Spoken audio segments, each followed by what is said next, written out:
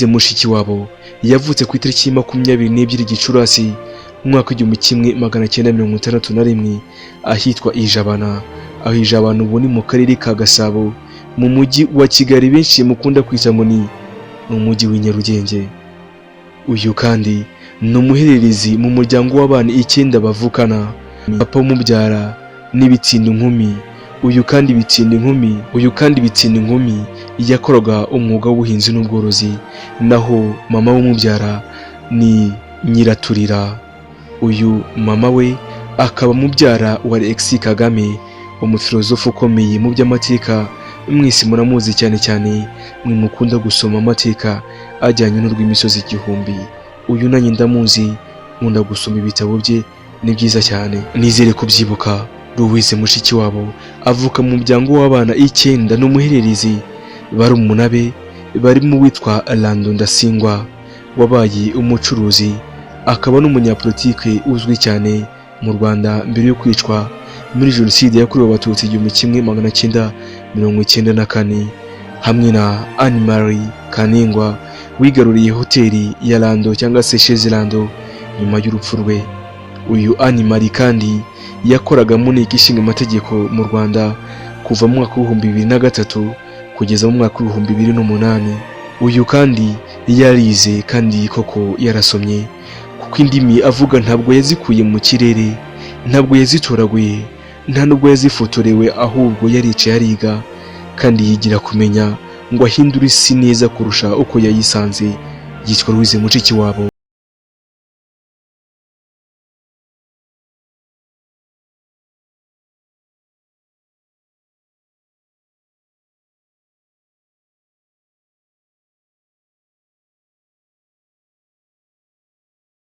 Abanza ndetse n'ayisumbuye yayigiye mu mujyi wa Kigali aho i Nyarugenge. Amaze kurangiza amashuri abanza n'ayisumbuye i Kigali, Mushikiwabo yagiye kwiga muri Kaminuza Nkuru y'u Rwanda. Aka kanya yabaye Kaminuza y'u Rwanda mu mujyi wa Huye mu ntara y'Amajyepfo mu mwaka w'1981. Aka kanya kandi reka nisuriza abantu bari mu ntara y'Amajyepfo, nkunda kubasuhuza cyane kuko bakunda umuco nyarwanda. Ese murakoma Nyanza, Nyaruguru, Nyamagabe, Huye namwe za Kamonyi murakoma? Louise Mushikiwabo yarangije kaminuza mu mwaka w'1984 aho i Huye. Yahize kandi icyiciro cya kabiri cya kaminuza mu ishami ry'Icyongereza. Icyo gihe mu mwaka w'1984 yarangije kaminuza aho i Huye.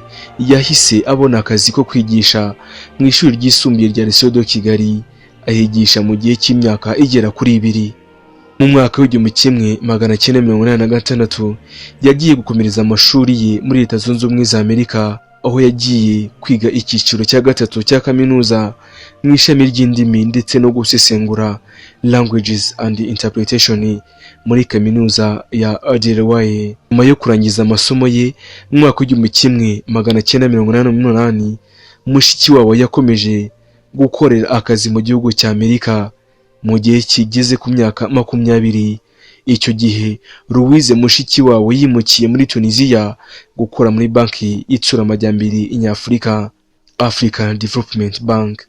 Aha kandi yakozemo imirimo myinshi inyuranye kandi ikomeye, harimo no kuyobora icyiciro cy'itumanaho. Mu mwaka w'2008 Louise Mushikiwabo yasabwe na Perezida wa Repubulika y'u Rwanda Paul Kagame kuza muri guverinoma y'u Rwanda. Icyo gihe yabanje kuba minisitiri w'itangazamakuru mu Rwanda. Nyuma mu mwaka w'2009 agirwa minisitiri w'ububanyi n'amahanga nk'uko natangiye mbivuga. Nizere kubyibuka. Twatangiye tugira tuti twababwiye ko uyu ari umuhanga mu guhuza amahanga yose uko yaba angana ahava akagera.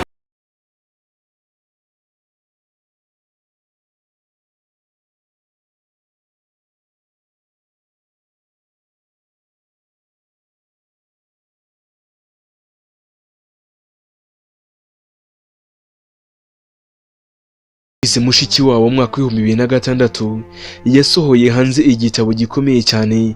Icyo gitabo cyitwa Rwanda Means the Universe. Iki gitabo yafatanyije kandi umunyamakuru wa Amerika Jacques Carmel.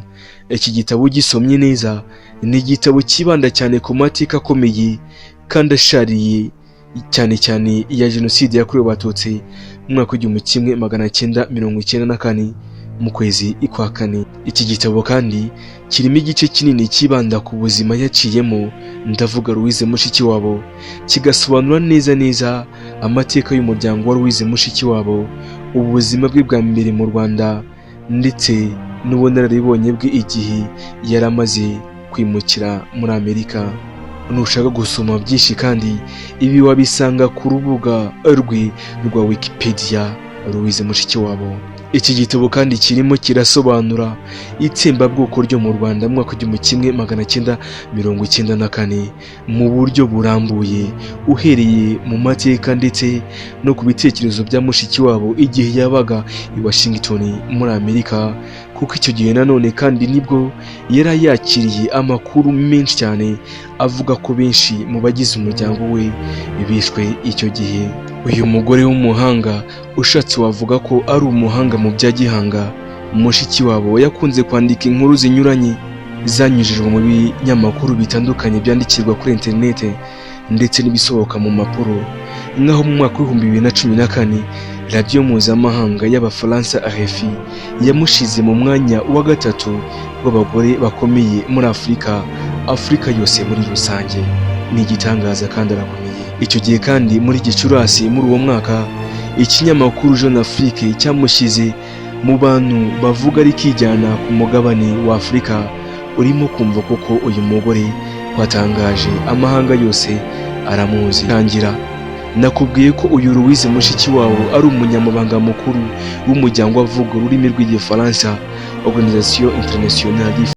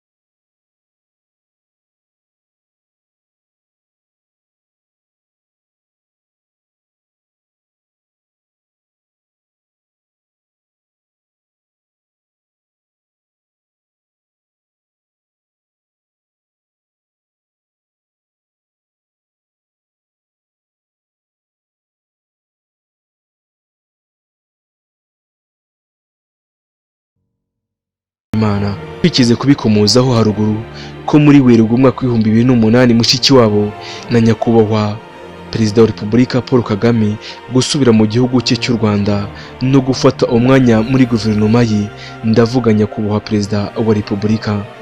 Icyo gihe Mushikiwabo yahawe umwanya wa Minisitiri w'itangazamakuru asimbuye uwari Minisitiri w'itangazamakuru icyo gihe witwaga Laurent Nkusi. Iki gihe Mushikiwabo agitangiriza inshingano mu ntangiriro za manda ye, Mushikiwabo yari ashinzwe gufata icyemezo cyangwa se ibyemezo bitandukanye byo gufata ingamba zo kurwanya amashyirahamwe menshi kandi atandukanye y'itangazamakuru, aho aya mashyirahamwe menshi yagendaga asebya u Rwanda kandi akagoreka amateka atandukanye y'u Rwanda, cyane cyane amateka avuga ku mateka ya jenoside yakorewe abatutsi mu mwaka w'igihumbi kimwe magana cyenda mirongo icyenda na kane muri rusange.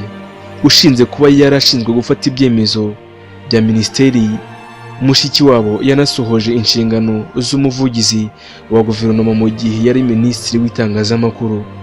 Urugero twavuga aha ni igihe u Rwanda rwagiranye ibibazo na diplomasi y'Ubudage nyuma y'ifatwa ry'umuyobozi mukuru wa protokole ya Perezida Paul Kagame, Rose Kabuye. Uyu muramwibuka. Mushikiwabo yaganiriye n'itangazamakuru mpuzamahanga kugira ngo asobanure neza uko leta y'u Rwanda ihagaze. Aha uyu mugore mu gusobanura ko yakoresheje imvugo nziza ya politiki, anakoresha ubuhanga bwe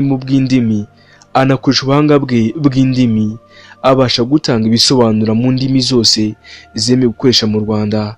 Aha harimo Ikinyarwanda, Igifaransa ndetse n'Icyongereza. Louise Mushikiwabo ni umuhanga, nushaka kubyemere cyangwa se ubyange, aracyahabwa ibihembo n'ibihugu by'amahanga, imidari y'ishimwe, ibikombe bitandukanye. Ejo bundi yahawe ishimwe kandi rikomeye. Ni umudamu utagira igihunga mu kuvuga, kandi yabera abandi bagore batandukanye bashaka kwinjira muri politiki y'isi ndetse na Afurika muri rusange, yababera role model mwiza. Ndabashimiye. Nitwa Eric Nshimiyimana. Nibikunda ukomeze ukore subscribe, share, maze ibiganiro bya Bizazamenya bikugereho umunsi ku munsi. Integuza nta yindi.